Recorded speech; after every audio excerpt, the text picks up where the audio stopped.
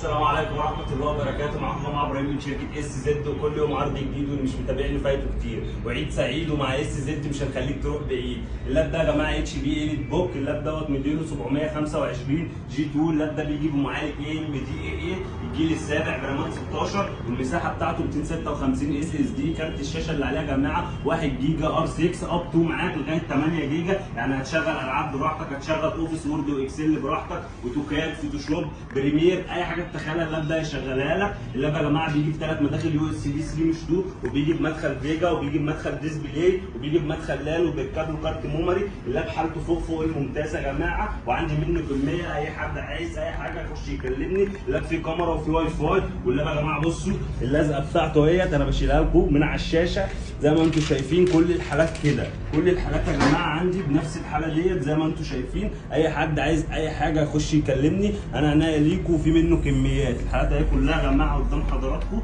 كلها جايه زيرو، كلها جايه زيرو يا جماعه. اللاب ده فقط بس يا جماعه هيبقى عامل 4000 جنيه، 4000 جنيه من شركه اس زد عشان خاطر العيد يا جماعه، وكل سنه وانتم طيبين. حالات كلها زيرو اهي زي ما انتم شايفين. وعندي حاجات ثانيه. بصوا كده يا جماعه الجهاز، كل الحالات كده. بصوا كل الحالات كده، كل الحالات كده اهوت يا جماعه. اي حد عايز اي حاجه يخش يكلمني. فرعنا يا جماعه في شبرا الخيمه، الشارع الجديد امام مستشفى وادي الطب، والفرع الثاني في مصر الجديده.